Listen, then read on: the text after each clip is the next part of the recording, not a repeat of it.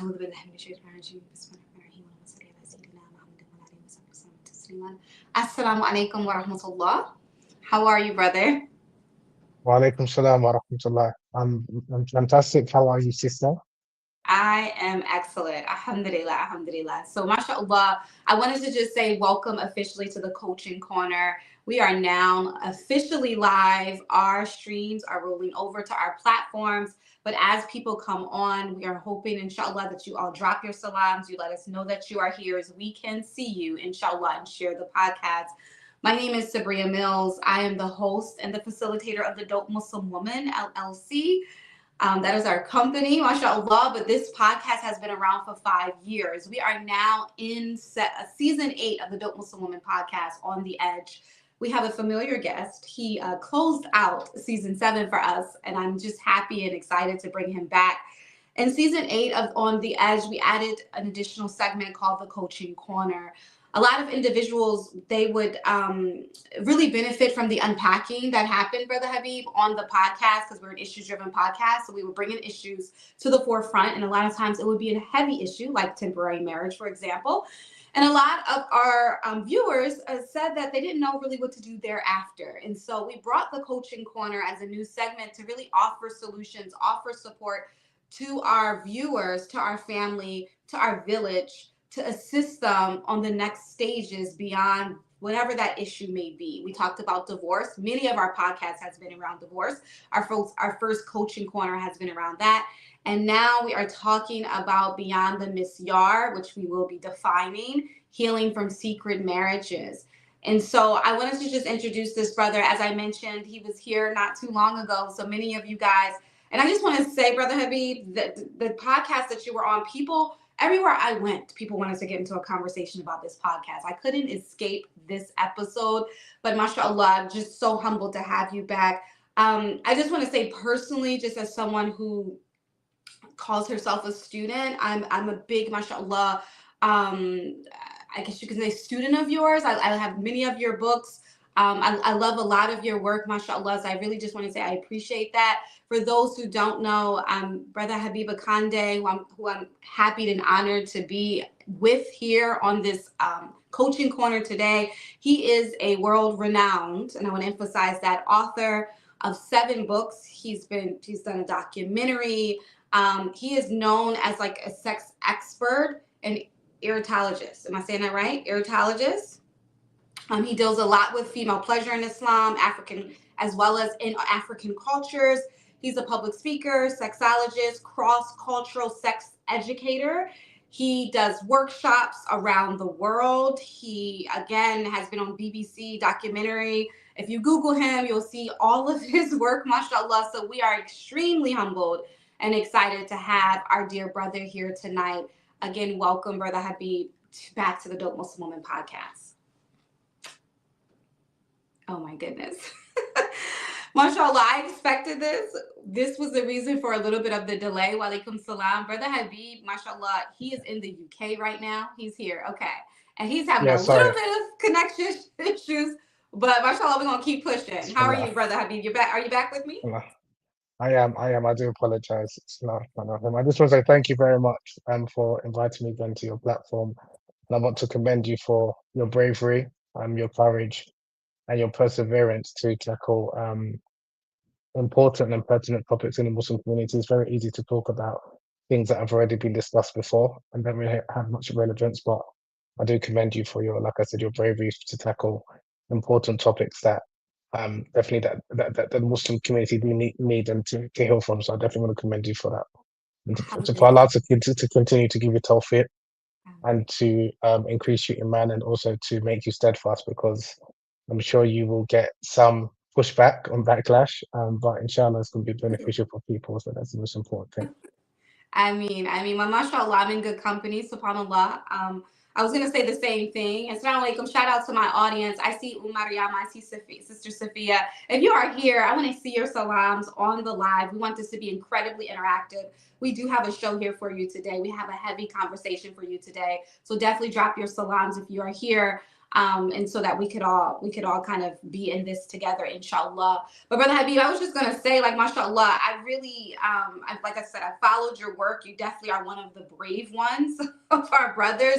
You do tackle topics that I think could be easily that I know gets easily misconstrued and misunderstood. It almost sounds like you are for the women and against the men. I know you've been accused of that many times, where you're really, mashallah, presenting a lot of facts and a lot of history and a lot of scholarship. And so I really appreciate you for just being a truth teller, and that's really something that I think we need more of. We need more of in our community. So thank you for that. Alhamdulillah. Thank you. Alhamdulillah. All right, we're gonna get right into it, guys. So I'm a little bit stressed, if I could be honest with you, because these conversations are not easy. They're not easy for me. Number one, because some things are close to home. I have people that I work with that have been in these sort of situations, secret marriages and secret second wives and things like that. It's just a touchy subject, Brother Habib, if I could be really honest with you. And a lot of times I don't always like to be the one to poke the hornet's nest, believe it or not. This is something that makes people uncomfortable, but we're going to deal with it, and we're hoping that this will be helpful. This is our coaching corner, so we will be providing tools for those that may be that may be considering navigating a misyar, which we will define in just a second. Okay, navigating a misyar, who are currently involved in a misyar, or if they're healing from it, they've been in it and they're navigating, they're trying to figure out what to do now. Okay, so we're going to assist with that. So first and foremost, before I talk about anything else, I want to be really clear, Brother Habib, since you are the one who has done the research on this. What is a misyar? How can it be defined? What is it that we should know about this?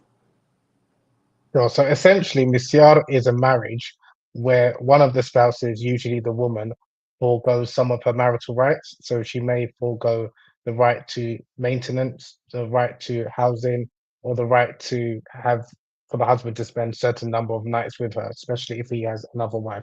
So essentially, it's like some people call it a marriage of convenience, where a woman, like I said, generally would say that, okay, the man he might have another wife, and the woman might say, because I've got my own place, you don't need to, look, house me. You can just come as and when you please to fulfill your needs. We can enjoy ourselves. So that's kind of, some people consider it to be like a part-time marriage, but essentially it's a marriage. It's a normal nikah, but where a woman foregoes some of her rights. Again, like I said, it's quite a controversial marriage because it is often exploited by men. And sometimes men will go to different parts of the world or different states where they will have this kind of misyar marriage, this marriage arrangement, where they have relations, and sometimes, or oftentimes, this type of arrangement is kept secret. So it's like a secret marriage, and all of the time, oftentimes it is, especially if he has another wife, and then he has like a second or third wife in another state or another country. And oftentimes these marriages do not last for a long period of time.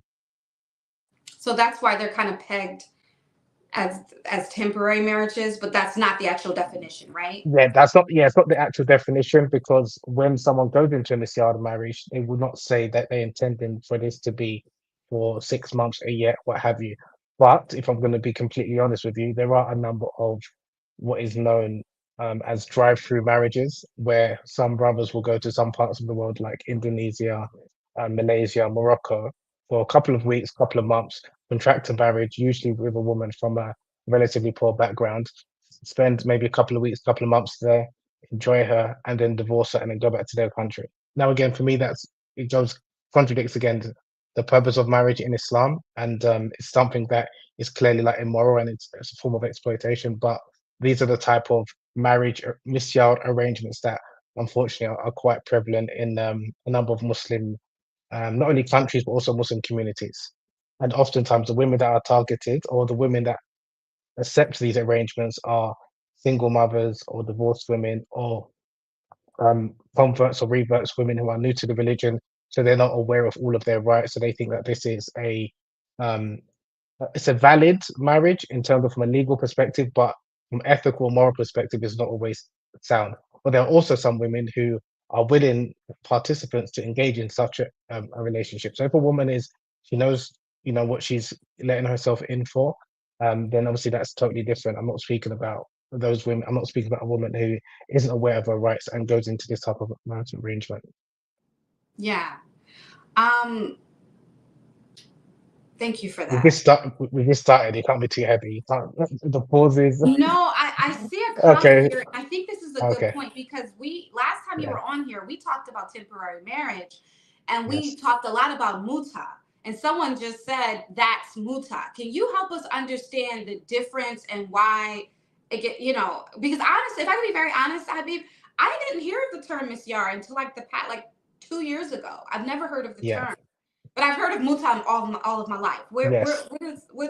Where's the confusion for us here? Like, Yeah. It's a brilliant question that you asked. It's not the same as muta, like a temporary marriage or pleasure marriage, but it can be a type of temporary marriage. And the reason why is a temporary marriage is when you say that this marriage is only going to be for a set period, like 6 months, a year, what have you. With a misyar, the man is not saying this is only going to be for 6 months or a year.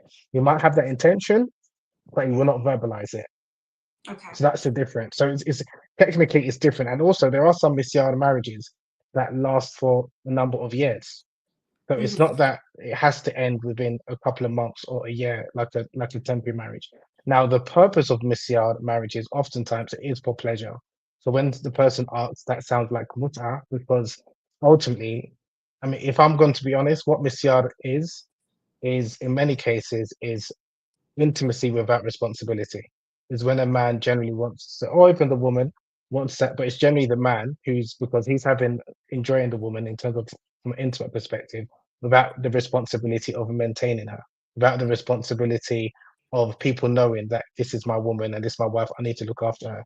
So that's why people refer to it as a type of temporary marriage, but it's not a temporary marriage in and of itself because you can have a Messiah. I know people that's been in Messiah marriages for over 7 years, 8 years, and it's still going on. So it's not so, and they consider it as a true marriage. It's just that they have like a part-time husband, if you want to call it that. Okay. So let me try to frame this from my background.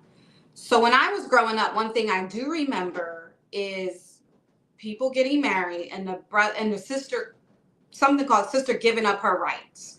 We didn't Yes, call it misyar marriage, but that was just a regular marriage from our perception. But we knew the sister was paying all the bills, right? For example, yes. or the brother wasn't paying for anything. That's considered a miss. Is that considered a misyar? And so yeah, so that happened, and the reason where I'm glad you brought it up, this started maybe like 20, 30 years ago, where you had a number of people in the Middle East, a lot of the Arabs, when they were traveling, maybe they were businessmen or going on holidays to different parts of the world, they will then have marriages, but then they will say to the wife, I can't be with you, you know, because I've got another wife back home. So that's why she will forego her rights. And then some women will say that you don't need to give me maintenance.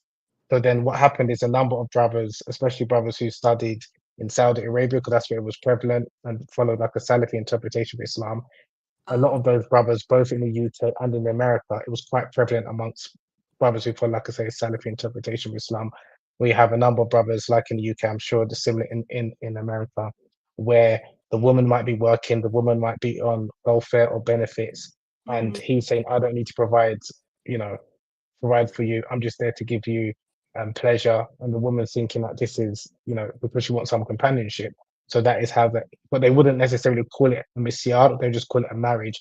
And they would argue, like, technically that you can do this, although, again, it clearly contradicts the spirit of Islam and what marriage is supposed to be, because marriage should be a permanent arrangement. But the way a number of people exploit it is that if the woman agrees, or they'll put pressure on the woman to say that, or after they've had a relationship, or she's fell in love with him, he might say, my situation, I'm married, I can't leave my wife, I can't leave my children. But the way we can still be with each other is if we can have this arrangement, we can get married, but I can't come to you every other day. I can't afford to give you another house. And then she will say, okay, I've already got a house. I've already got the government supporting me anyway. So that's fine. We can still have halal intimacy, shall we call it. So that's kind of like how, you have a lot of brothers who kind of exploit this type of legal loophole, shall we say. But they might have not called it a misyar, but that's essentially what it is because it's a woman foregoing her rights. Right. Okay. Then now it makes sense because Lord knows I remember that in the inner city. Um. Okay. Really quickly before we get into this scenario here, I just want to understand. You said legal loophole. What is the actual frame? Like, what's the reference for or the dalil behind or the argument? Like, where does it come from? Could you give us that? Like, why do people Okay, say this is halal? okay. Can I put it to you like this then, rather than me kind of explaining, so you can kind of understand? If someone were to say, can can two people get married, Mm, but they don't want to have children? Is that allowed in Islam? I think so. Yeah. Yeah. You think so? Yeah. Okay. So you don't need to want to have children or have children for the marriage to be valid, right? Right. Of course. Great. Okay. If two people want to get married, but they agree they don't want to live in the same country, they're both in different states. Is that still a legal marriage, and they're going to see each other every couple of months? Is that halal or not? Halal. Yep. It's allowed, right? Okay. Likewise, if two people, obviously man and woman, they agree that they're only going to see each other once every couple of months, is that allowed? It's allowed. It's allowed, right? Okay. So then the brother is going to put it that, okay, I've got my situation. I've got another wife. I can't afford to come to see you every other day. Um, and the woman saying, okay, I've got my own house and things like that. Then you can only come and see me whenever you like. So the marriage is legally valid. It's halal, right? Now, my next question: does a man need permission from his parents to marry a woman? See, I don't. I'm just I feel like asking the that's a question. tricky question. No, I'm saying as a condition of the marriage. Just, It's not. just No, it's not a condition it's of not, the marriage. it's not a condition of the marriage. As a condition of the marriage, does a man need permission from his first wife to contract a marriage with another woman? As a condition, I'm not saying. Sorry. Well, I thought there was something in in the Maliki school where that's there. That's what I was told by Maliki scholar. Yeah, if she said that you can't, unless she said that. But I'm Okay. saying if assuming he's got he's contracted a marriage with the first wife, but she hasn't said anything about you can't take another wife. That's where the Maliki. I know where you're coming with that Okay. point. I just But wanted to. imagine he has a regular marriage. There's nothing in the contract that says he can't take a second wife. I'm just asking the question. I'm not talking about whether it's immoral No, or I know. It's unethical. it's Yeah. not So a part. It's so not a condition of the yeah. marriage. Yes, I Right. agree. So it's Yes. not a condition. So Yes. you agree from what you've just said with Sheikh Sabria, Coach Sabria has basically said a man is allowed to marry a woman and see her every couple of months or once a year. And you've also said that a man doesn't need permission from his first wife to marry a second wife. You said that legally that's halal, that's allowed. That's what you said, right? I mean, I feel like this is a setup. I guess so. I mean, brother Habib. I Right, guess right, so. right. So yeah, yeah. So from a legal perspective, I'm just trying to walk you through. Like I got you. technically, it's allowed. Like technically, Yes. from a legal perspective, but Yes. of course, ethically and morally, it's wrong because you're hiding that from the first wife. Does that make sense? So that's why I'm saying it's a legal loophole. Because from a Okay. legal perspective, a man would argue, I do not need permission from my first wife to contract another marriage. The same way as a man, I do not need permission from my parents to marry a woman. Of course, it's good to have their blessing. It's good to tell them, but because if you were to say you require their permission, now you're entering a condition that's not stipulated from the Quran or the Sunnah. That's why you have to say you have to be very careful. Like Okay. you can't say it's actual condition, but at the same time, if we are going to be people of morals and character and ethics, then you wouldn't do that because you're deceiving your first wife. So Okay. that's why I say it's a legal loophole because from a legal perspective, and that's why when people ask scholars, they'll ask the question: Is is it is my if I marry another woman and my first wife doesn't know, is my second wife, I mean my second marriage, is that valid? Is it halal? Now the scholar might say it's valid or it's halal, meaning that marriage contract is valid. It doesn't mean that what you've done is correct because you've gone behind your wife's back. That's why I'm just explaining the thought process The where thought process. brothers, the thought process, because brothers oftentimes will be approaching marriage purely from a legalistic perspective, from fit without looking at the ethics, the principles of the Sharia, the fact that you're deceiving your first wife, the Which fact is that haram. which is If you haram violate exactly, someone's rights, haram. violating someone's rights clearly, or even the fact that you're deceiving someone, and the Prophet peace be upon him clearly said, "Whoever deceives us is not from us." So you Yeah. can't deceive people. But so that's from a moral and ethical perspective, and of course it's haram. But in terms of the validity of the marriage contract, the second one, it's legal. Does that make Okay. sense? Even though it's immoral. So that's my point where I'm saying it's a legal loophole because it's legally valid, although the whole arrangement is unethical and immoral, and you could argue it's haram. That's where I'm just saying that the brothers are playing. Oftentimes, some women as well do it, but this is where, because like a Yeah. woman, like Human you being can have a part. woman, you can have a woman, and this is I know this case, some of these cases have happened where she is close friends with another woman, Yeah. and she's asked her friend's husband, "Would you be interested in a Misyar arrangement?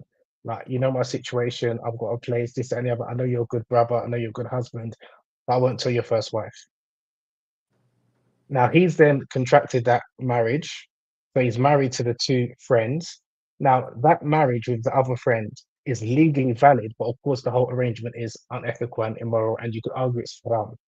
But from a legal perspective, that marriage is still valid. And the reason why scholars will say that the reason why it's important to understand this is because if you say that circum marriage is not valid, are you then saying if they were to have children, those children are not from that man? You Right. understand my point? So again, the only reason I'm presenting this is because when people study, they're just studying the legalities, the rules. It's like a lawyer or a solicitor. They're just studying the legal rules. They're not talking about the moral implications. And then it doesn't mean they're saying that you can take these and exploit these legal loopholes. You can't. I'm not saying that you can, but I'm just saying this is the thought process of why people do it, and they think it's Islamically sound and valid. And because a lot of women, unfortunately, haven't been educated, understand the basic of like the Islamic rights, they don't understand the way it works. So when brothers maybe are running game on them, they're just thinking Mhm. this is like what Islam says, and I don't have no rights. When, as you alluded to, you can't cheat someone, you can't deceive someone. So if you just know that as a basis, Yes. then that type of arrangement, have whatever you want to call it, whatever you want to call it, misyar, marriage of convenience, um, temporary marriage or pleasure marriage, it's unethical and it's immoral, and you shouldn't be doing that. So, but it's so this is yeah. So that's kind of like the backdrop of like how it works. Gotcha. Thank you so much for that. I really appreciate that. Okay, Brother Habib, I want to get into this case study.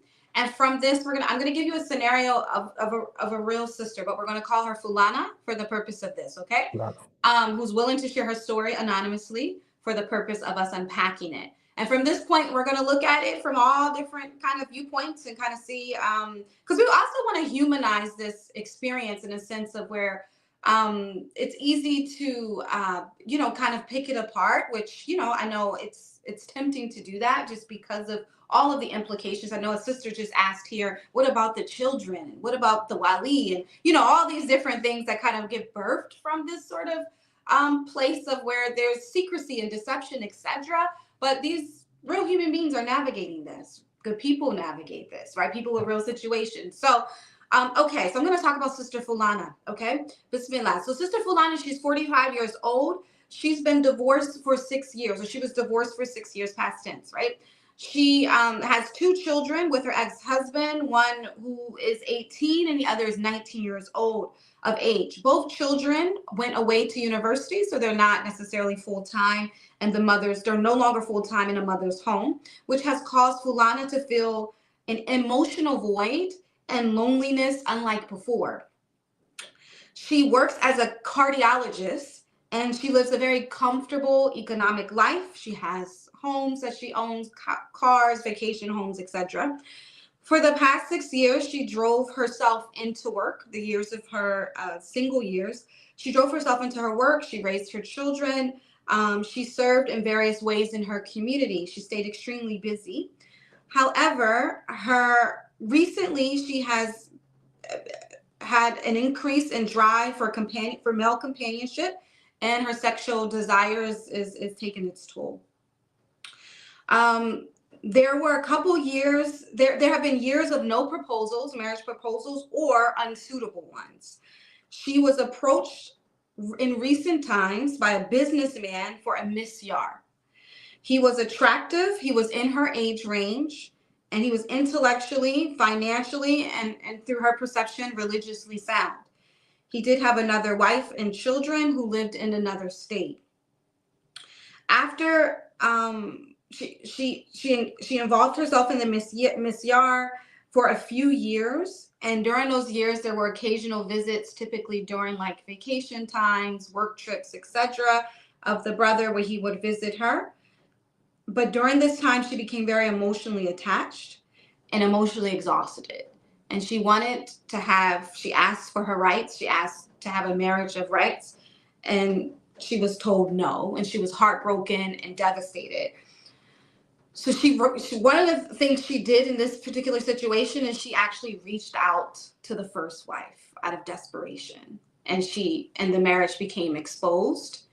um, and the first wife put out something on social media which kind of damaged her reputation. She was well known in the community for her philanthropy and her work as a cardiologist in the Muslim community. So then the Misyar, the relationship broke down as well as elements of her reputation, and she is trying to figure out how to pick up the pieces of her life.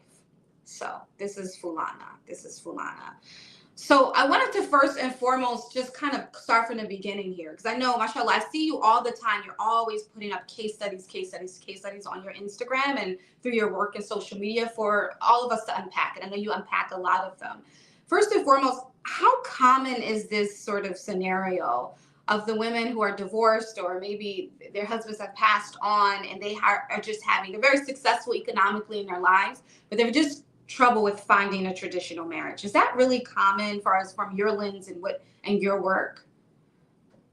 Very common. I've heard that story many times, Yeah. and it covers so many points, and I'm hopefully people can really digest. I'm sure people will be might be triggered because when they heard that, when they think about the first wife and the children, so she might be seen as a homewrecker.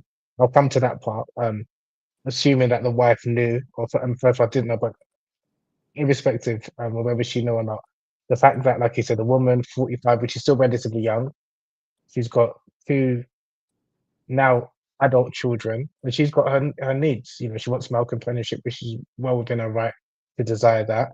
And again, she's met someone like you mentioned who was intellectually an intellectual, someone who's the point where she said religiously sound. That's where I'll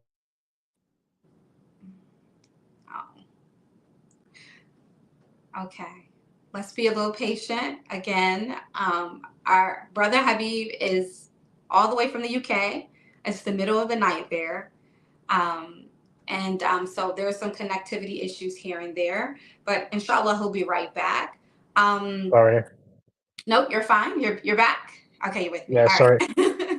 Um, So the only point where, and I will unpack, but the about what can she do. But when she described the person as being religiously sound, if someone is religiously sound, I'm assuming she meant by that is someone is practicing.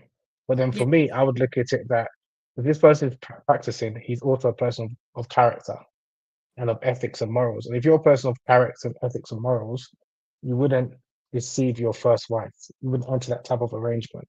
This is where I think some sisters they get lost by someone being religiously sound, meaning they're knowledgeable or they've had the appearance of being someone that's very religious. But if you're someone that's religious, and I'm equating someone that's religious, not just being able to quote Quran, know the Hadith, know all of these stories, but also what is your character like? Now, for me, if you are religiously sound of good character, you've got a wife and you've got children, and then you're going to try and see if you can have another wife secretly without telling the first wife, which is also again is fairly immoral and unethical. Was also potentially you think your first wife doesn't have the right to know who you're sleeping with. What if you're carrying? What if she has an STD? There's things that if we just look at it on a human level, or even non-Muslims, they don't think like this. So my question is that even like for non-Muslims who may be having an affair, they know it's wrong, but the fact that as Muslims, or we can think someone is religiously sound and would do such a thing, then my question is, what is our understanding of what it means to be religious? Or what is Mm, our understanding of the religion? Because if you think that that is acceptable in our religion, if you think that's something that the Prophet, peace be upon him, would endorse or allow men to do, then I would argue that you haven't understood our religion. And that's the biggest problem. Because I think, again, just what she said, and again, you know, I'm not trying to attack or anything, but I'm just saying I've heard that a lot, and they say, "Oh, but he's a good brother. He's very knowledgeable." I say, okay, yeah, he might be very knowledgeable, but they say religiously sound, but then he's going to potentially endanger his first wife. He's going to potentially, destroy her, and you think that is acceptable behavior of a religious person. right. That's the first thing that when I heard that, I was like, I've heard that before, but again, it's people's perception of what it Absolutely. means to be religious. But coming Absolutely. to like again, not to again cast any aspersions against or anything like that. There are so many issues. So where again, she's got a right to desire companionship. She's only 45. She's really young, and again, so she now this is also one of the problems of when you go into Misyar. So it sounds like she was happy with the arrangement. Maybe every couple of weeks, couple of months, he has relations with her. That's fine. Then, like you mentioned, she wanted more emotional connection and attachment. So now she doesn't want. Now she wants more of her rights. She wants to be treated as an equal with the other wife. To be fair to the man, he didn't agree to that. And then she's now gone behind his back and then contacted the first wife. Yeah. And then Yeah. can you imagine what it's like for the first wife? So, although I'm not, again, I don't necessarily agree with her retaliating or exposing her, but I can see because you've just brought this trauma onto the first wife out of nowhere, assuming she hasn't heard any of this. And all of a sudden, you've got this random woman saying, "Oh, by the way, I'm also married to your husband and I want to have equal nights with him." A common So story in imagine, our community. yeah, A it common is. It is. story in So, our community. this is where, as much as like I have obviously more empathy with the first wife in this scenario. That's not to say that you should ostracize the second lady, but this is where accountability is important because Right. you put yourself in this situation. Yes, you desire companionship. Yes, you want, and you've got a right to that. But you've actually, in this case, you've kind of gone and destroyed a marriage. The man is culpable as well. Don't get me wrong; it takes two to tango. But I'm saying in this scenario, you put yourself in that situation, and then you also contacted the first wife. If you mention it like, okay, she was happy with this arrangement, and then the first wife found out, and then was that's something totally different, or she was none the wiser, or she thought the first wife knew about this arrangement. That's different. But this is where she's gone into this arrangement, whether you want to call it misyar, marriage, what have you, was happy to be, a bit on the side if you want to call it that, but the halal wife.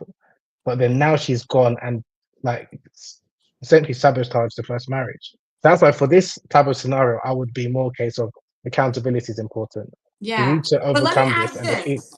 Let me Yes. ask this. I don't want to cut you off, Heavy, but I think it's important. The trauma of the secret. I agree with you 100%. But I also want Mm. to unpack how it got to that point, right? It sounds like a pretty functional woman. She was a doctor. She was known in the community. She spiraled to that point. Of course, she needs to be accountable 100%. But the trauma of the secret, like when people enter into Yes. these sort of secret deceptive, and it just doesn't feel right.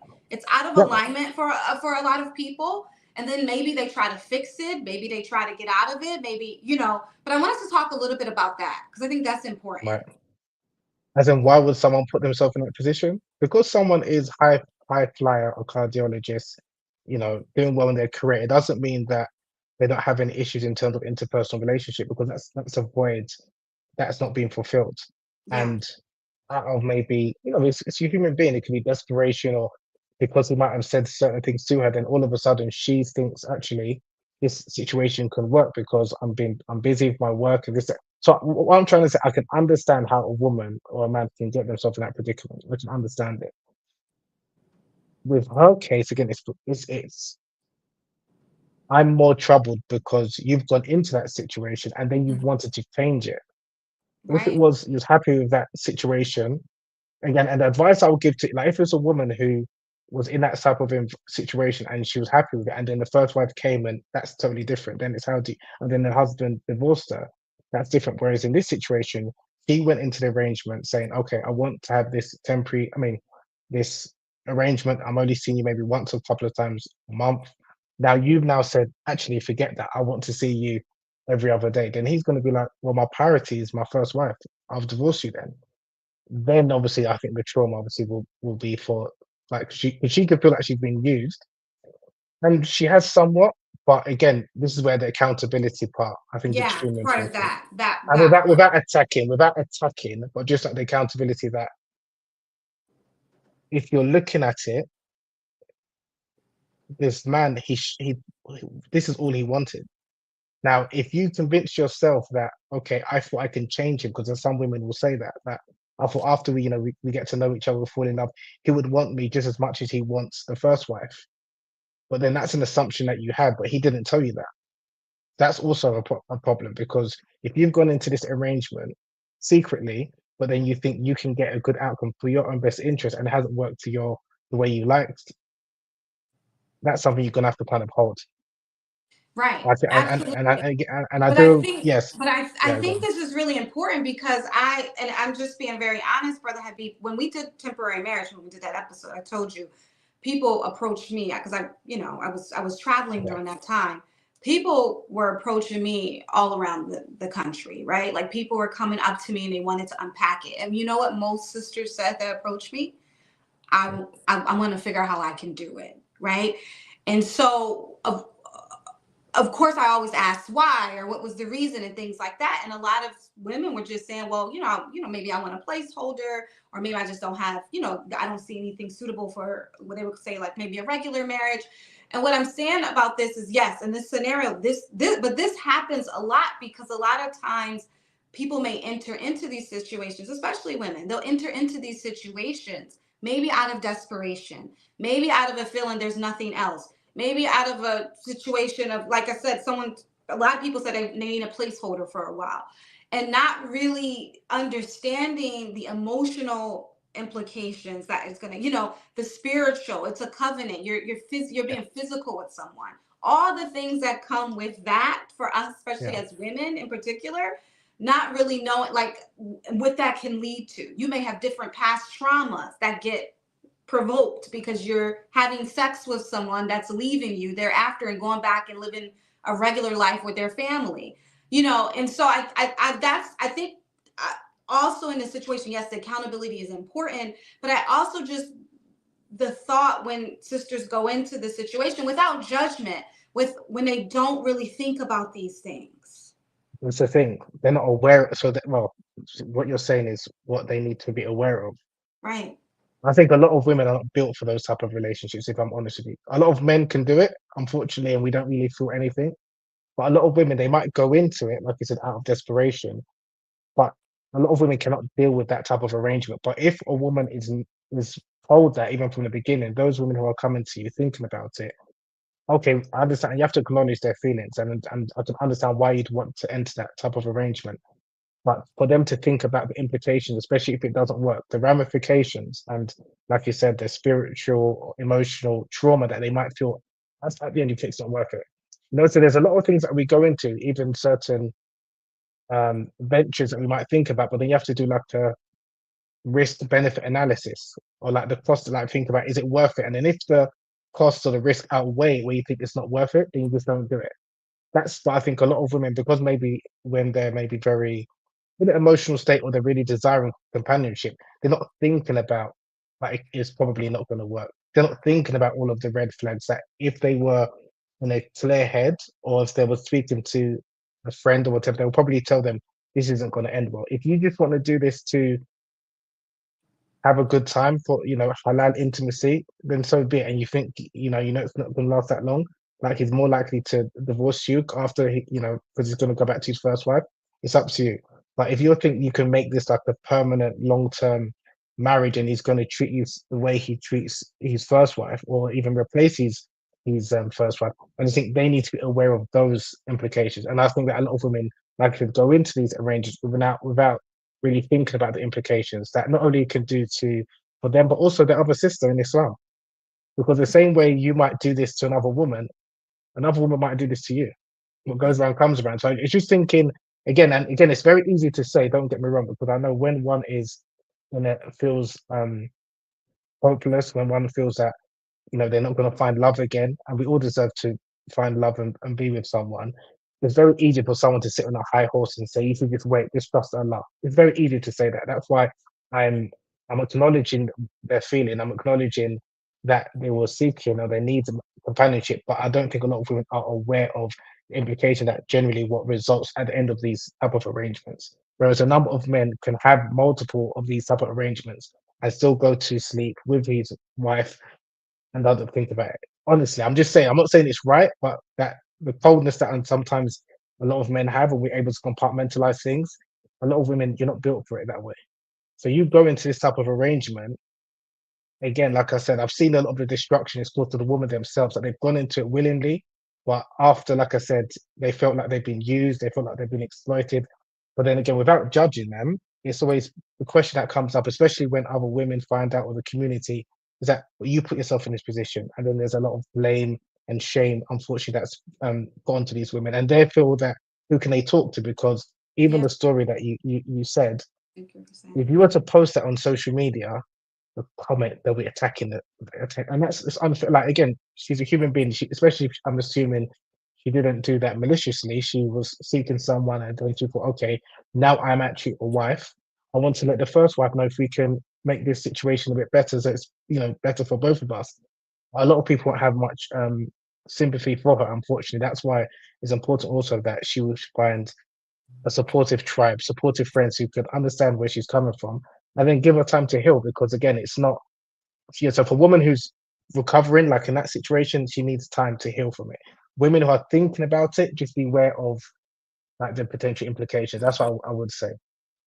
I agree, and I appreciate you saying that. I know this is a very maybe taboo or I don't know, uncomfortable thing to say rather, but I do think that, like I said, first of all, we are doing a show far as the healing aspect. So we are this conversation is geared to that. And I do, I know some of the comments are like, oh my gosh, who would do that, etc. Which I get it. Like I get that knee jerk question or that knee jerk. But the reality is that many people are just navigating all types of Mm, relationships, and some people have been convinced that this is okay or this is what you should do. Some people think, okay, this will work for me, the other thing didn't. There's all kinds of things. People have childhood stuff, people have, I mean, really, people come from communities where it's normalized. There's just a lot happening here, and one of the things that I see that really does break my heart, where I do see people that may have made maybe challenging choices, they don't have anywhere to go, they hide it, they live in shame. Then eventually they kind of like separate themselves from community, and it just becomes sad. And I think like it doesn't have to necessarily be that way. There always should be a way to sort of kind of come okay, back. Yeah, so can go I ask ahead. you a question? Yeah. Um, if a woman like the lady Fulana were to say that story publicly amongst a number of sisters in one of your local mosques that you attend, what do you think will be the reaction amongst a number of women that you know? Be honest.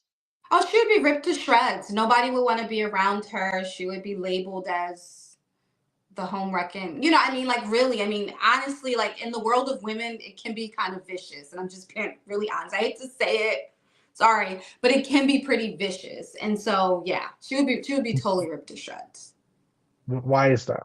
Just trying to understand if she's again, Well, I she's mean, there's obviously, like you mentioned yourself, there's obviously some challenges with the decisions here. There's obviously some decisions that were made that the person made willingly that weren't the best. They were also weren't considerate.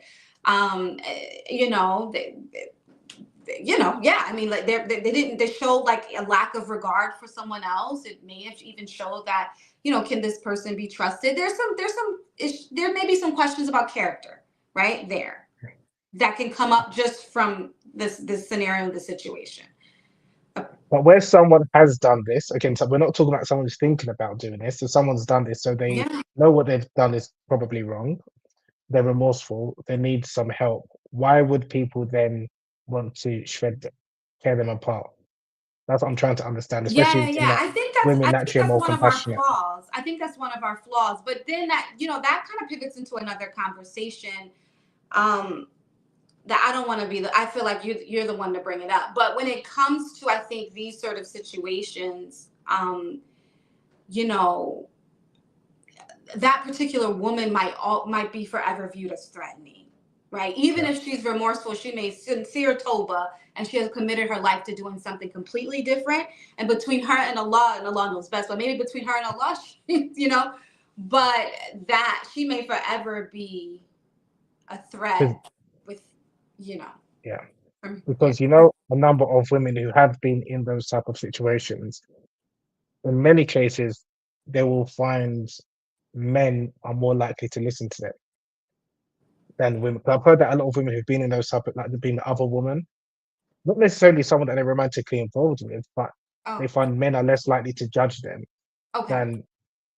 than even their close friends, which is also quite problematic because sometimes those men can then have a romantic interest in that woman, but it's not always the case. But I'm always trying to understand because again with men, I think like when men are you hear men are less judgmental of other men, even do crazy stuff. Hmm. And that's the thing. So that's why I think as you can disclose some of the most crazy things that you've done, which again is abhorrent in terms of cheating on your wife and this that, and the other. But men will kind of maybe give you advice like kind of be careful. This is why, or how do I get out of this? I'm in this situation. How do I kind of what should I do now? Like if my friend's coming to me and he said, I've got my I'm married for 14 years but I met the love of my life and I got her pregnant, another woman that he's with, right? I'm not going to start attacking it. You've got yourself in that situation. Obviously, it's wrong. You've cheated on your wife. You've got another woman pregnant. But the way he said it to me that, I'm married, but, the one that I really love, I got her pregnant. So now how can I deal with the issue? That's what I'm focused on. I'm not focused on the decision that he made. Like, why did you do this? You shouldn't have put yourself in that position. Yes, that's correct, but he's now done that. So that's why I'm just trying to, how can we Well, maybe that's why empower women, we don't the think, women? but that's Yeah, why how can we even sisters don't empower think. women? But real quick though, just to comment on what you said, that's why a lot of women don't think men hold other men accountable because of that what you just said. Like that.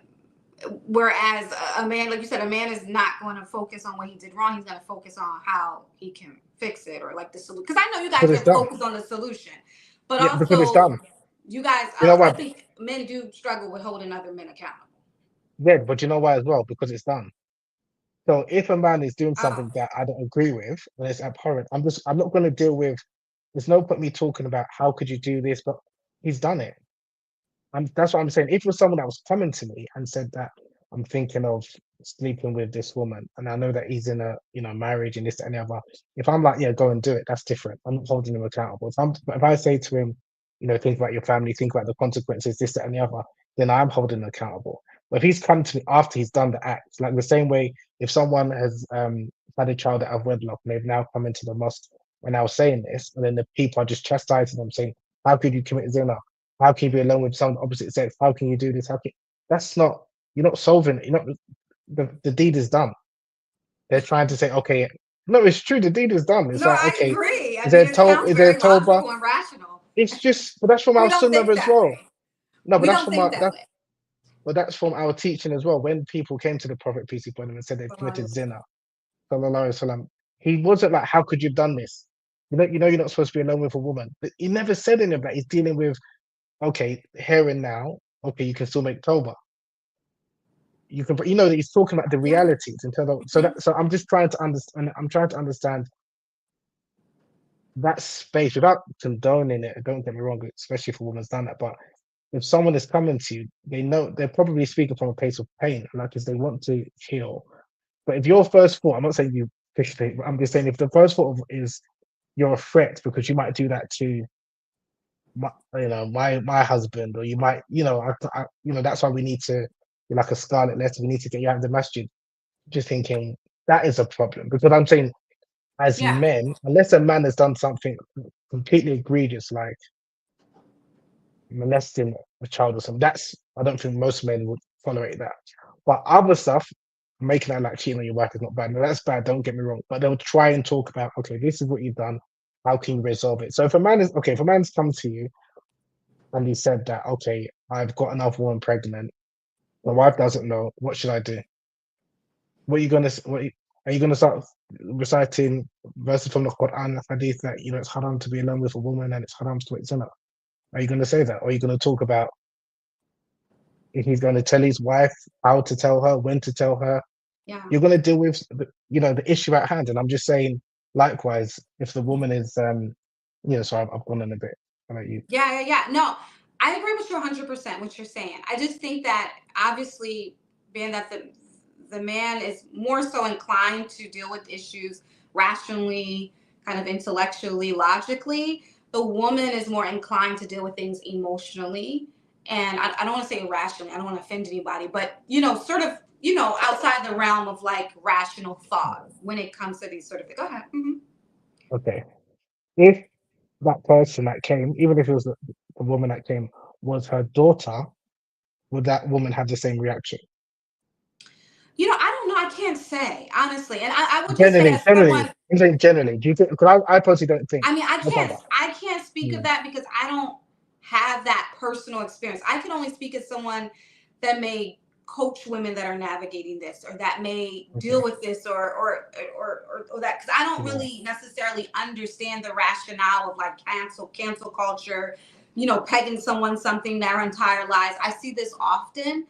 Okay. And I also feel like you said, like with women, when it comes to these sort of situations, I do know a lot of women who may have navigated, and I'm just gonna say this. I'm not trying to point any fingers, but a lot of women have been like mistaught their deen, and they've learned from men who wanted to benefit from these type of arrangements. That's how they learn, and that's their response. That's our responsibility as women.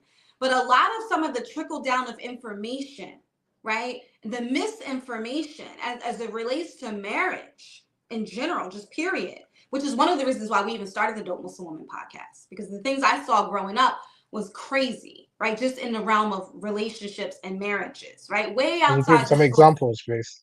Can you give? Just what we're talking. I guess they were Misyar marriages, like having women in a band having 3, 4 wives, and one is in this abandoned building, that one doesn't have water, this one doesn't have windows, and we're all doing the sunnah, right? And then we're all demanding obedience, and then we're all demanding and things. And I'm not trying to point the finger at my brothers, but I'm just Yeah. saying I saw that myself growing up, right? And that was normalized and just Okay. what it was, and that was the dean, quote unquote. And this wasn't I'm just saying I saw certain Yeah. situations. I wasn't raised that way, alhamdulillah. Mhm. But what I'm saying is that a lot of times this came from and people may say, wow, why would a woman accept that? We would say that now. Women today would say, why would a sister accept that? But at that time, that was the information that Yeah. sister had. That was also the standard in her environment and in her community. And some of the sisters that get involved in Misyar, like if you even read some of the research on it, I know you have, but I'm talking now to the audience. People, especially in other countries and other societies where it's kind of normalized, right? It's something that is done. It's difficult when you down say, "Wow, is that woman just desperate? Does she have just the lowest self-esteem?" Maybe, but also like, what has she been taught, right? And if that has been what she has been taught, does she have an opportunity to unlearn? Does she have an opportunity to re-enter into community and be supported by the village of women? That would be my question as it relates to Fulana, right? Yes, she made Mhm. horrendous choices along the way, but that would be my question. Okay, then how do we create more of those villages of women that you said that you refer to? I agreed with what you, so that's the last point because you did mention that women like Fulani will find it difficult to find that supportive tribe of other women. They'll be criticizing them. So then how do you create those villages where women are empathetic, compassionate, and can support a woman like Fulana? I mean, it really requires the self work, and I think this is just the woman's lens. We're about to get into the brothers. We all have to do our own work, though, right? And that really, when I say our own work, and that is cultivating our own individual relationship with Allah Subhanahu wa Taala, and that individual relationship, easier said than done. But when Allah is my objective, right, and I have a responsibility, I have an amana. Now I'm looking at my relationship with Allah and my responsibility on this earthly realm as an amana. My body is an amana. My children are an amana. My relationship with you is an amana. It's a trust. Allah has given me this, and it's a trust. Now it becomes something where I don't feel like I have to control and possess or attach to my self-worth. Now it's attached to the responsibility that Allah has given me and in my slavehood, right? But that only comes if we're really cultivating that relationship, if we're cultivating the relationship with the Nabi Sallallahu Alaihi Wasallam, and we're willing to deal with some of our deep, murky stuff. I mean, I had self-esteem and self-worth issues just as a result of just different experiences I've had, right? I had to work, and it's a daily practice of working through that. But it's impossible if we are women, if we as women, or me as a woman, is dealing or operating from a place of my wounds, I'm not going to be able to have any compassion for anyone else. So we have to just constantly be able to do the work to be able to create that, and also just understand, like, a lot of times when I see like the sisters pitted at each other, and I deal with that even personally, with me personally, people sometimes treat me that way. I just see it as a direct result of the scarcity culture that exists within our community, as it relates to just there not being enough men, and our worth being tied to marriage, and all of these different things that have been very problematic for Muslim women and communities. And that's just what I have to say about that. Yeah, I heard. I do feel that in many Muslim communities we have an unhealthy relationship with marriage, the way we view marriage, and I would argue that the way some people view marriage is like somewhat like as if they worship marriage, as Yeah, if marriage is there to, like, they're there to serve marriage when really marriage should serve you. As in, if it's not aligned right for you, then you don't need to get married. You don't need, like, it's not that it doesn't define you. But I think even when, and again, a misunderstanding maybe of certain hadiths about marriage completing half of your deen, they look at it as in if they're not married, they're half of a Muslim, and that's not what the hadith means at all. So yeah, there is, and even like the fact that, again, because again, amongst brothers, we don't have that pressure. Because maybe society, we don't have that pressure culturally as well, that pressure as well. But I think amongst a number of women, maybe because it's not the hadiths that are the issue, it's how it's being taught, or how they've been taught Islam, is that your worth lies in you being either a mother or wife. And I'm saying that in and of itself is problematic, because your worth lies in you being a servant of Allah subhanahu wa ta'ala. That should be your priority. yeah, Now, again, not everyone's going to get married, and even during the time of the Prophet, peace be upon him, like this whole idea that you hear a lot of these podcasts or these lectures about like the marriage crisis, and there is, in many cases there is a marriage crisis. But do you think during the time of the Prophet, peace be upon him, that everyone got married? Do right, you think that everyone got married? There was a lot of people that did not get married. People have this impression that because there was polygamy, everyone got married. No, there was a lot of people that even when there was polygamy, there's many people that couldn't afford to get married, but people don't really talk about that. Do you understand what I mean? So, and even like the stories of a woman who went to the Prophet, peace be upon him, and asked what is the rights of the husband over the wife. When the Prophet outlined what the rights were, she said, "Okay, if that's the case, I don't want to get married." And then he didn't say anything.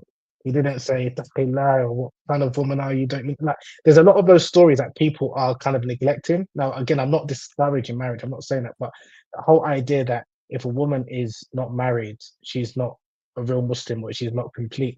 That's a problem in and of itself. And I think I do hear those more from women than from men, because a lot of women, they tie their identity to being, like I said, a mother or a wife. And if she's not a wife, especially if she's not a wife, like if she's a divorcee or a single mother, she's seen as a threat amongst other married women. I'm saying that is a problem. That's a big problem, because the way we view, your sister, you're seeing her as, because she's young, attractive, not married, oh, she potentially might take my husband. It's like that's a problem. So I'm just wondering, how yeah. are we? Yeah, what is it? How is it? Like you mentioned earlier, what the men are teaching the women, or is it the women that need to educate themselves more in terms of what the dean says and what their worth is? I think it's a complex issue. I think it goes deep. I think it's deeply layered. I know we talked about this in another podcast called "The Banished Muslim Woman," where we looked at we captured a lot of stories of just women, especially sisters who were new to Islam. They were new shahadas who pretty much were banished out of the masjid and out of communities and out of and lived kind of on the cusp of community as a result of this. And I always kind of say this. Sometimes there's these gatekeepers in community, silent sister gatekeepers in the community. But um, Listen, I couldn't begin to tell you exactly what the root of that issue is. I just know that it's a huge issue that's rarely talked about.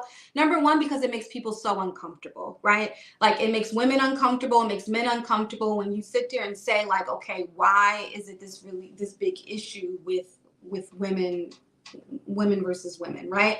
And the root of it. But yeah, I do believe that a lot of it does channel back to the men, and not because I'm blaming brothers by no means, but at the end of the day, you guys are our leaders, right? You do set a certain tone, and I do feel like as it relates to even things like this and how the situation has gotten, this stuff is just done like completely in the dark. It's really common in the community from what, because I took an anonymous survey, which is nothing compared to the real numbers, but the numbers were through the roof, brother Habib, just with like Mm, local within my locality of people that mm, have at least that are currently in a, I guess you could say, quote unquote, secret marriage, or have been in one, or yeah, even marriages that they said were temporary, right? Their numbers are very, very high, and a lot of times you just wouldn't know that this has happened or this is happening because it's secret, it's quiet. People are in, people are out. You see people, they look single, but they're, sometimes they're not, right? And so this issue is really a big challenging one. And I guess I'm curious as it relates to, our brothers, as it relates to this when we're talking about this sort of conversation, and just wondering, you know, are conversations being had outside of you as it relates to like making sure this is done in a way that's more honorable, or encouraging brothers to do things in open, or are is there anything being done in the brothers world around this issue?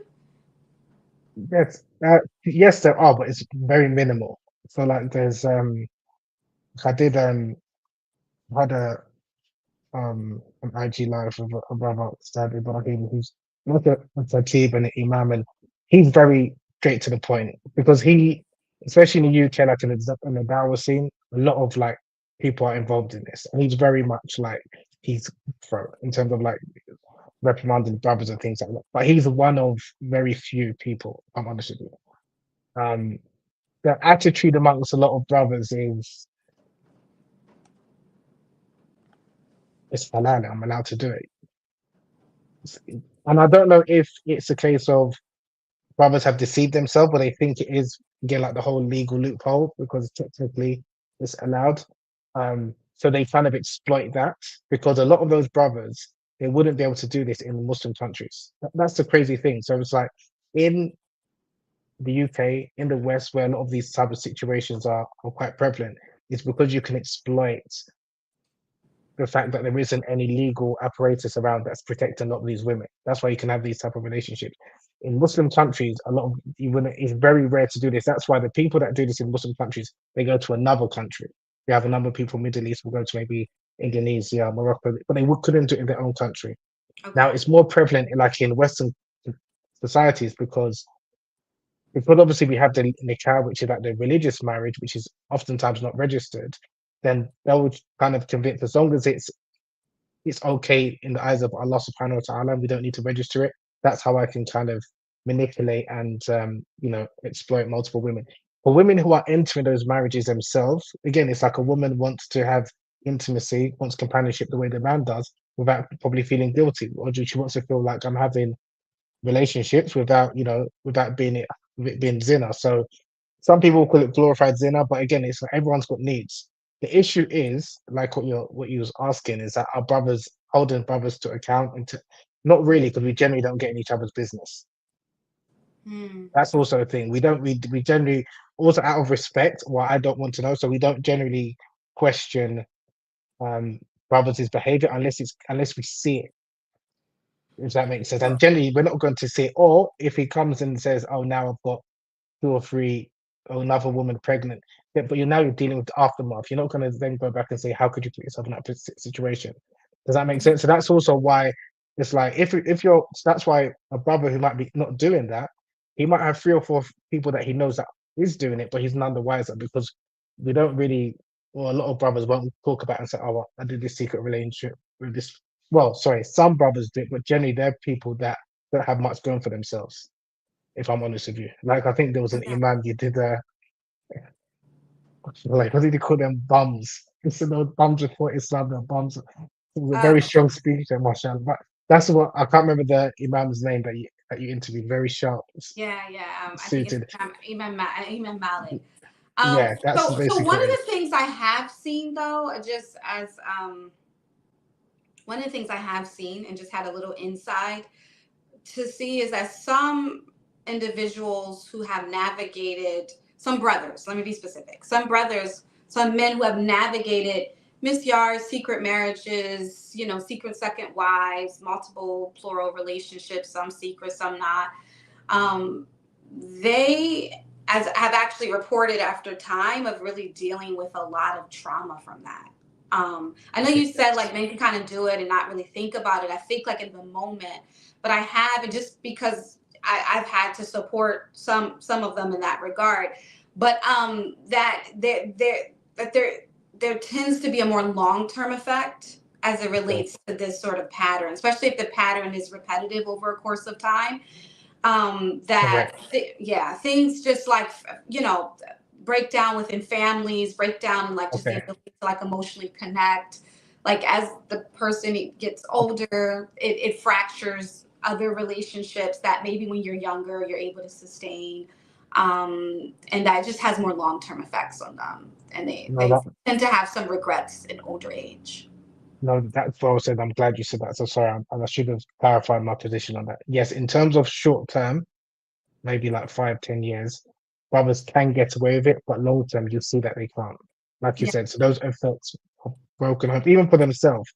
And this is why, so generally, I'm glad you said that. No, Jazakallah khairan for saying that, because the brothers that have gone through this, whether it's, even if it's not misyar or like polygamy or multiple, like playing around with multiple women, long term, like the brothers, especially maybe between their like mid to late 40s and upwards, they are realizing, you can generally see because the status of the where they're at in life, that they regret a lot of their actions. But that information is often not communicated to the younger ones. they don't. Yeah, Yeah. But the ones they do have conversations with, so for, even for myself, when I was young, dumb, and having a lot of fun, I had older cousins who were just saying, but again, the way men will, or my older cousins will um advised me is to like be careful. It's not preaching because you think you know it all. So someone can't tell you don't do this, don't do that.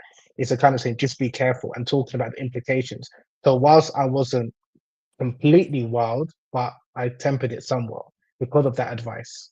So that's yeah, how you have that advice. So that's how, like you said, a lot of the brothers who have gone through that, you see in the long run, like I said, oftentimes they're not in a good place. Now, again, when a brother's in his 20s and 30s, you can often mask it. And it can, and even amongst a number of his peers, he will still be like, you're the man, you've got these type of women, blah, blah, blah. But when he's past, especially past 40, like most men of that age don't even respect that. But because a lot of, you could say, like the younger brothers in their teenage years, 20s and 30s, they're not maybe connecting with people that are older, so they don't have that, they don't respect it. So they yeah, don't realize actually that type of behavior, that that wild behavior that your peers are congratulating you for and tapping your back. When you're actually a mature man, you're going to look at it and you're going to be embarrassed that you've engaged in such behavior. So unfortunately, a lot of the damage has been done. And yeah, those brothers themselves, the reason why it's also quite difficult to have those conversations openly, if I'm honest with you, is because it's going to feel like especially if you've got a brother that's maybe had multiple children, multiple women, you don't want to say that you regret your children, especially publicly. So right. it's like you're in a double. You like obviously I'm happy with my children. They're a blessing, this and the other. But at the same time, you don't like how it came about. But you have got multiple children for multiple women, and it's like, how do you say that? How would you say that publicly without your children feeling slighted? That are you saying that I wasn't wanted? Yeah, So that's why again. So for those type of conversations, brothers do have them um, amongst themselves, but it's only those that they're connected to. They won't really preach about it or talk about it. You understand? Because right. again, and just imagine if you was an imam and you've gone through that, and now you're like more maturing, like you're now in your 40s, and you regret a lot of that behavior in your 30s. How are you going to say that publicly without your children feeling the type of way? Yeah. Do you Well, I understand? So mean, that's the why they might give intercom. that advice. Yeah, Yeah, yeah. No, no, no. I mean, sorry. I totally agree with you, and But it, like I said, it has some serious long-term effects, because the thing is that there's an addictive component to this. And um any type of anything done in excess, we know, is problematic, right? Like, we know that in our faith. And sometimes there's an addictive component of just like constantly like finding something new, finding something new, finding something Yeah. new, finding something new. And it just comes to a point, though, just like with any addiction. If somebody was taking cigarettes, or watching porn, or I don't know, shopping a whole lot, there gets to a point where it kind of unravels into other parts of your life. And so if a person is involved in, and I'm talking about someone who's in a repetitive practice of finding new women, new wives, and, I have a secret here, I found her, I like her. And, Mm. I remember it was one brother I was counseling through this, and he said, I was always looking for the one. But I'm like, 20, 30, like, and, realizing that, like, there was something much deeper there. But Yeah. it can kind of spiral to this point where it spills out into your other elements of their lives. And then they realize that maybe economically they've suffered, definitely spiritually they've suffered. They end up, some of them end up having, I hate to say this, but having to settle in a marriage that's not less than what they really want, right? But it's just Mm. the last, it's like the end here, right? They can't keep Yeah. doing it, so they'll end up settling for the one that, I guess, that's still kind of hanging around after all of that. And so there tends to be these sort of remnants, and I think that's really important to unpack and to understand that side of it, because we talk about all the brothers, they do X, Y, and Z, but there's another side and another layer. And it's not that the brothers just don't care, they can just do it without thinking. I actually think that there's a lot that happens there for those that are engaged in like a repetitive addictive pattern. And the same thing for our sisters. It can also be an addiction as well, for male attention and that Mm. constant. So sometimes a sister doesn't want to be tied, and so she may, go in and out of different situations. So it could have that same component. But I know that we've reached our time limit, and I wanted to just offer out now a couple of tools. So I wanted to offer out a couple of tools. So I'm going to have you start, and then I'll finish up, or I'll add a couple tools in as well. But I did want you to offer just a couple tips of those navigating, um, and navigating a misyar, or even someone who's on the other side of it, especially maybe if they've navigated it with a public figure, an imam, Oh, oh, you're going okay? there. Or just, your go-to Muslim. But how does someone heal from that, or what are some things that they can do to kind of put things back in place for themselves? Oh, that's a tough one.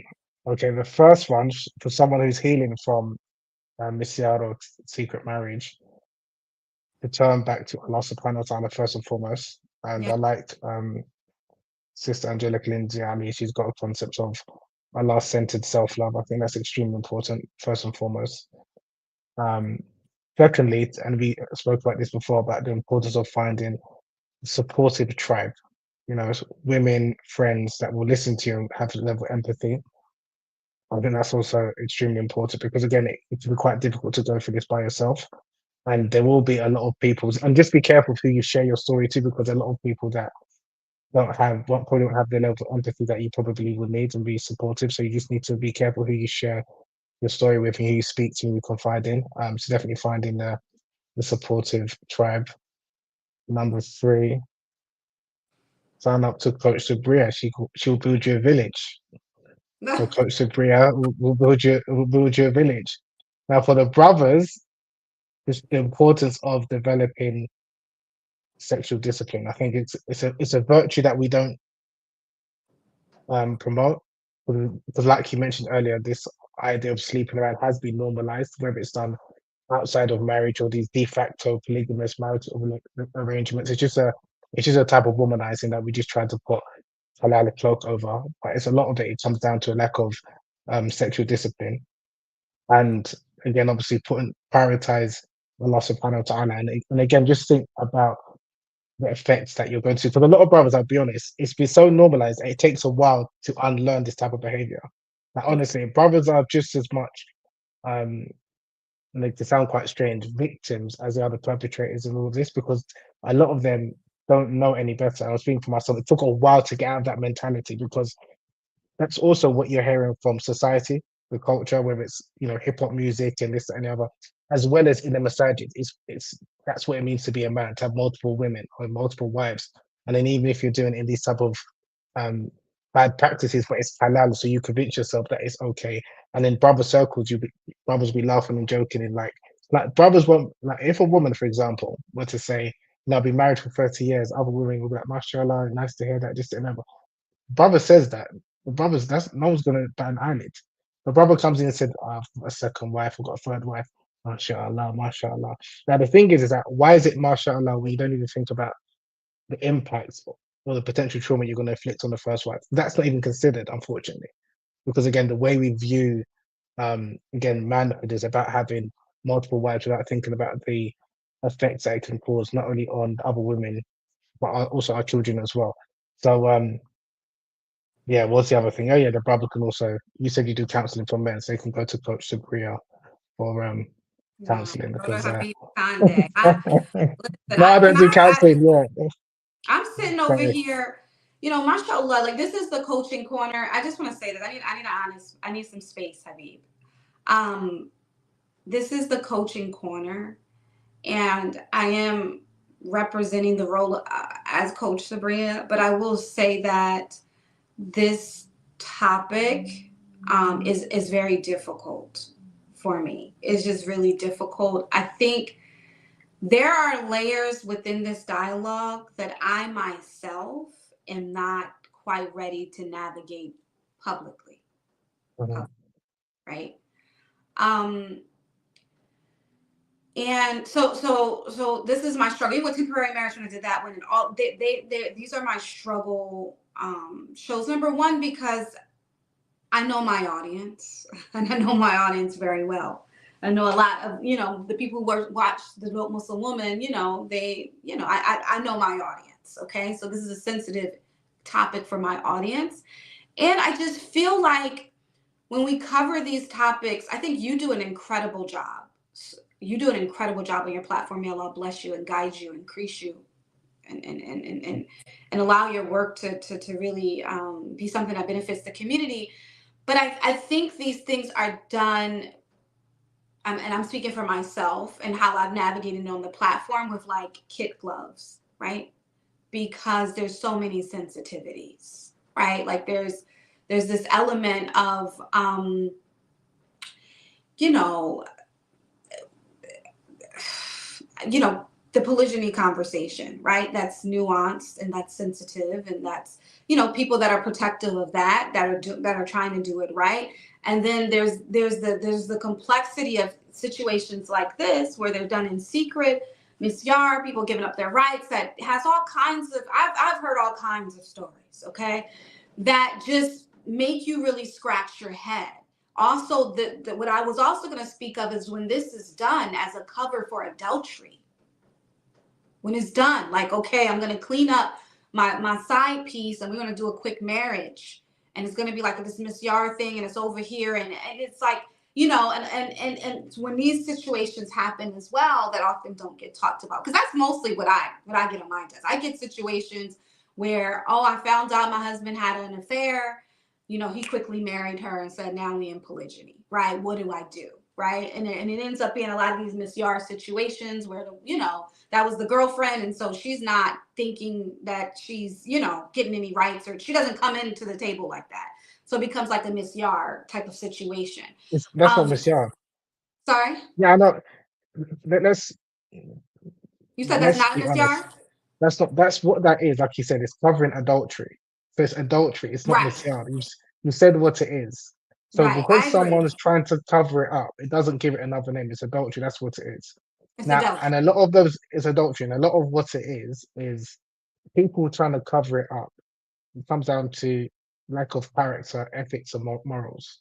Mm-hmm. Because if you've done something wrong, own up to it and and obviously you have to deal with the consequences. But then when you're trying to cover it and then you're making it out like, this has been a legitimate relationship, so therefore my wife has got no reason to be upset and grieve because I'm allowed to take a second, third, and fourth wife. You're being deceitful. And that's You're only it. deceiving that, and that's again, that's why when we're talking about that, you mentioned polygamy, that's different. Again, as long as it's ethically and moral, that's different. But when we're talking about this secret relationship, secret marriage, it comes down to morals and ethics because people, again, you don't, okay, well, I'll ask the question, why don't we have this problem in the Christian community that they're having secret wives? Why don't you have it in a non-Muslim community? Because they don't, if they're having a relationship, as long as it's consensual, it is what it is. But when you're using a religion to cover up your tracks, you're really, again, this is why for me it's even more problematic because you're using the religion to justify adultery. If you want to commit zina, go and commit zina. If you want to, but again, especially if you're married, then as well, it's even worse. It's even worse because you're making the woman feel that even though I've cheated on you, I've stepped out on a marriage, it's allowed and you have to accept it. Yeah, That's absolutely. the problem. That's the problem. And then you're calling it another name. So that's what I'm saying. It's not Misyar. That's something totally different. So if someone has got a girlfriend and then the wife finds out, or because she's pregnant, the second woman, then you have a secret marriage to clean it up. No, that's still adultery. Call it what it is. Yeah, absolutely. I agree. No, 100%. I've said that many times on my platform. And honestly, like, it's cowardly. It's really It's unattractive. If cowardly. I could just say this as a woman, it's unattractive if a man got to go in the dark to do something. Like that's not, it's not attractive, it's very cowardly. And a lot of times women would rather you just kind of be very bold and brazen and upfront with what it is that you want, and a lot of times that will get you a lot further. But that's neither here nor there. I did want to just finalize these couple of points because I didn't want to lead this conversation without talking about the many situations of, I guess you can say, misyar or secret marriages or situations that occur when people are navigating more emotionally abusive, narcissistic type of situations. And this is where a person may be targeted in the realm of their emotions and the realm of their unmet needs. So, like a woman may be targeted, perhaps, for example, a woman may have an issue with her father where she felt rejected. So maybe she has sensitivities and an unmet need around validation and around acceptance and around love and belonging, etc. And someone is watching her and mirroring her for a while and then exploits that and then gets her involved in an emotional situation for a while. And typically these individuals promise people the world.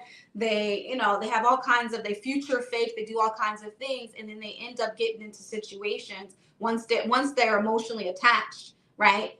That maybe they didn't realize that's what they were signing up for, i.e., like a secret relationship. Not to say the person isn't responsible, but that type of healing and recovery that comes from being in a more addictive type of cycle or addictive type of relationship is a lot heavier. So when people, sometimes I know, like, yes, people go in with eyes full wide open, they enter into these sort of situations, and then some people are groomed and worked on and for a long time. Sometimes I was just dealing with a case where, sister, she was young. I'm not going to say her age, but she was a teenage. Like I said, she was younger. She was younger, and she wasn't she converted to Islam, but the brother worked on her for a really really really long time, and she ended up being a secret second wife, right? Like, she ended up being, yes, she's responsible, but at the same time, like, she was really really groomed, and she had a hard time getting out of that relationship. She actually spiraled and had some challenges later on, in life, when it comes to her mental health and her spiritual well-being and all of that, as time went on. So situations like that, I just want to mention and make emphasis. If you're in situations like that, please understand, and I said this on the last episode, that not only are you doing what Brother Habib said, but you're also kind of recovering. You're also going through the recovery process as it relates to anything that is addictive or narcissistic, because a lot of times these situations, when they're deceptive, they come with manipulation, right? They come with manipulation, they come with other sort of tactics to keep people involved in these situations. And so that is very important to know. And it's important to know the signs when you're being targeted in that way. So I did just want to say that and add that layer to the conversation. But I do thank you so much, Brother Habib, for your conversation and for your contribution on this. This is something that is like, we just hit the iceberg. It's so many other layers to this. Oh, Brother Habib froze at this moment. We definitely appreciate you guys being a part of this conversation. It's like I said, it's a layered one. We definitely want you guys to continue the conversation. If you know someone that is involved in this, if you yourself are involved in this, please reach out. This is definitely a judgment free zone. Reach out for support, see how you can be supported through it, because we really want our community to be, number one, become knowledgeable what your rights are, what if you're navigating a relationship or a marriage that is correct or maybe even haram, that is something that we want you to have those resources and support and just ways to navigate through it. Brother Habib, are you back? Yes, I am back. I'm sorry. I'm glad you said what you said about the last situation because I'm glad you, just to clarify that when I was talking about women being accountable, it's women who have knowingly gone into those situations or those relationships not being groomed because there are unfortunately some brothers who are like spiritual predators who will seek out vulnerable women and scheme groom them for a number of weeks, months, even maybe years. I'm not talking about that type of situation. And even when we look at it, especially just the last point, women who are like that, even if you, and again, this is where a lot of people they lose sight of when they think about the polygamy and the verses of written polygamy.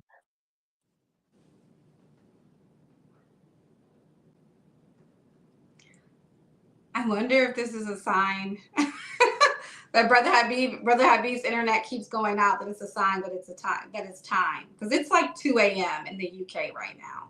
So I also want to honor Brother Habib's sleep schedule. I'm praying that he comes back so he can finish his thought. But if not, I do want you guys to understand that we come on the coaching corner every week. Sometimes we have guests, sometimes we don't. We pick different topics. So we want you guys to be tuned into our Monday conversations. Okay, Brother Habib, you're back. Finish your thought. Yeah, sorry. I was just saying that, and just for people to reflect on when they think about like polygamy, the verses in Surah An-Nisa, the fourth chapter of the Quran, when Allah speaks about polygamy, the allowance, the permission, not the God-given right for polygamy. When Allah speaks about before, like the permission, the allowance to have two, three, or four wives, the context of it is the orphan girls who are being taken advantage of.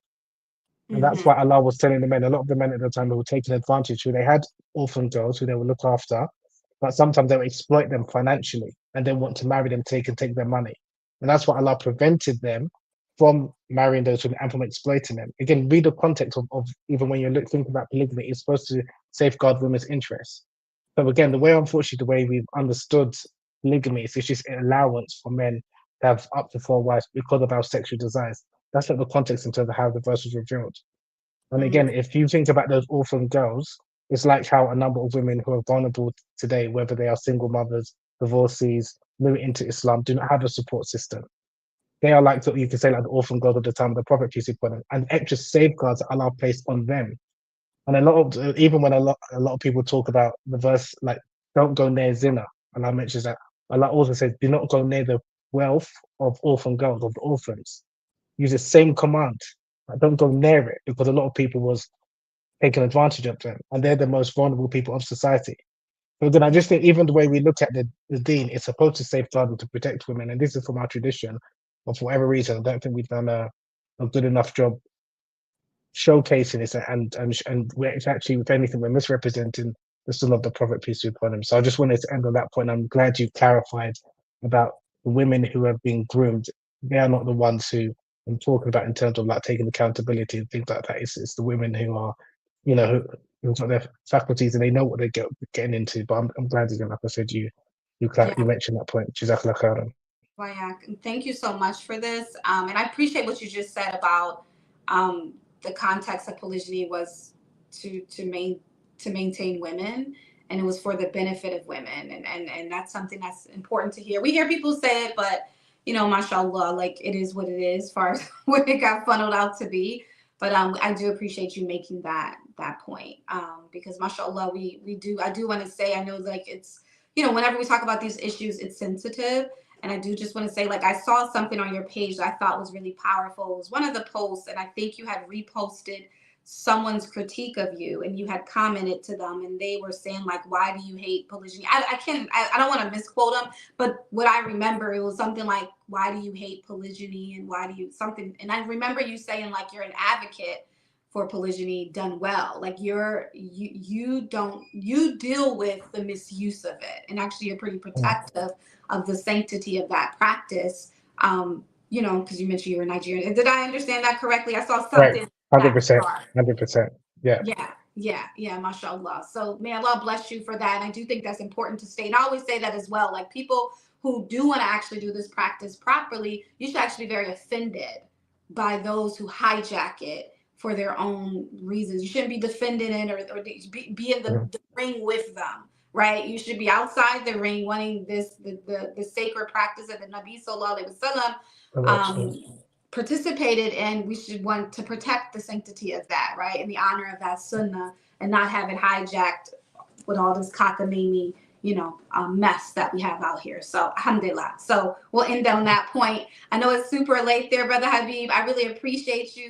Can you just tell us really quickly, for those who don't know, how can we stay like in the know with a lot of the things that you're doing? Like, how can people plug in to you? Yeah, so you can on Instagram, name Habib, HABEEB underscore AKENDE. I've got also an institute. I've got online courses called Eritology Institute, so eritologyinstitute.com. I'm also on Twitter, but yeah, Instagram if you want a bit of education and entertainment. Then for the online courses, you can go to Eritology Institute, and then my book's also available on Amazon. Alhamdulillah. Thank you so much. There was one question. I don't know if it can be answered. It said, please explain single mothers. Do you know what that is referencing, or no? Sorry, The what was question that? that, can you please explain single mothers? Where we was, I don't, In terms of they're often targeted? yeah, Is that Brother what? Robert, you would have to explain that question for us to answer it. So I just, yeah, mashallah. Were there any other questions before we end? I think that is it. I think, oh, there was one question that we missed, which was, and maybe you could do it really quickly because I know we're late. What happens with the children in these situations? When people have children in Misyar, what happens to the children, with the kids? That's a good. I mean, this is a point. Um, those children are legitimate children because someone did ask me that question. That in a misyard marriage, because people, and this is why we have to be careful when someone says that's not a marriage. But then someone asks me the question, okay, if it's not a marriage, but people are saying it on one of my um posts, does that mean that the children are legitimate children? I say, no, no, of course not. I wouldn't even say that. So we're not saying that, but the problem is, again, in terms of for people to be responsible, one needs to think about the welfare of the children. So that's what the person's asking. Yes, this is a problem when you're engaging in, misyard or like these temporary marriages, and you're not thinking, oh, secret marriages, sorry. You have to think about the children as well, but also even think about the dignity of your wife, because as much as you talk about the children, which is true, what about the dignity of the woman that you promised to love and to look after? You think it's okay? You think it's allowed to enter another relationship secretly without her knowing, and also not even thinking about the health implications. So it's just having again. I think a lot of people like to talk about their children, which is again it's important, but also I think it's important to think about the woman herself, the first wife herself, or the other party, because she's a dignified or he's a dignified person, irrespective of whether there's children or not. But in terms of the question, if the person's asking other children, like, No, I is think it they're asking what happens to the kids. I took it as like, are the kids just oh, typically being with the single mom? Let's just say if it lasted oh, for a amount often of what time. happens, yeah, so often what happens is that because they are often discarded, and the man, the first marriage is like the marriage.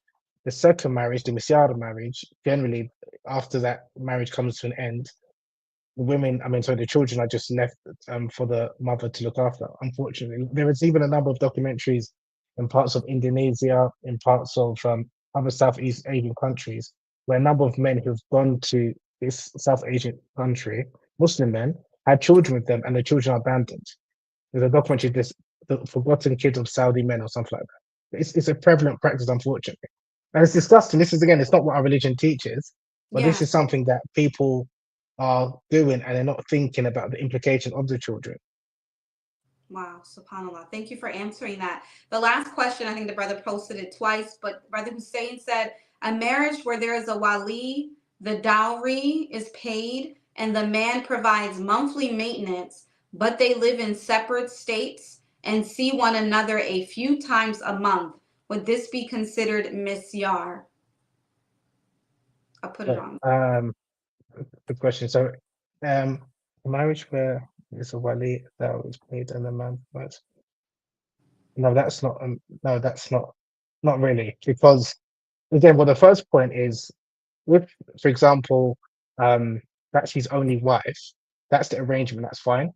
If he has if that's a second wife, then technically, according to the Sunnah, he should spend each amount of days with each wife. But then if he has arrangement with the second wife that, okay, because of my situation, I'm going to be spending most of the time with my first wife, and then she foregoes her rights for him to spend the nights equal nights with her as the first wife. So he's only going to speak with her a few times a month. That would be considered a Messiah marriage because she's forego the rights of having equal nights. So that only applies in terms of the Messiah status if he has more than one wife. But if that's his only wife, who's living in one state or one country, she's living in another, and he only sees her a few times a month, that's not it's Misyar marriage. That's just a marriage.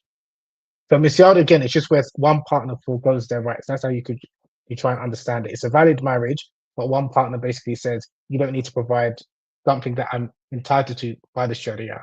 But also, I forgot to mention, someone can then ask for those rights back. So, like if a woman gets into Misyar marriage and she says, "Okay, you don't need to provide maintenance, so you don't need to stay with me every other night, like with your other wife," but then she can change her mind and say, "No, I want you to give me maintenance. I need you to give me housing." Now, what happens with a lot of brothers is then because it may not be able to give her that, then that's why they divorce the woman, and that's why oftentimes the woman that's in the misyar marriage, which shouldn't be the case, is like second fiddle to the main wife, and that's why it's always kind of seems quite problematic. I see. Okay. Yeah, that's a really important point. I think that's a really important point that if this at any time the individual can re-ask for their rights, and at that point it becomes obligatory for the person to Mm. give it to them. But in the case these cases, like you said, a lot of times that's when the divorce will happen because Yeah, that's got it. Makes sense. Thank you so much. I really appreciate this. May Allah bless you and increase you. Again, follow Habib Akande and his work. Continue to, and you say you have classes, right? You have classes that you do or yeah, workshops. Okay. Yep. So continue to tap in and follow him at Habib yeah. Online Akande. courses.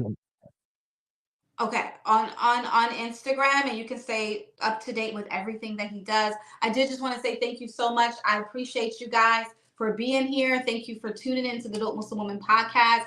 Until next time, everyone. Assalamu alaikum wa rahmatullah.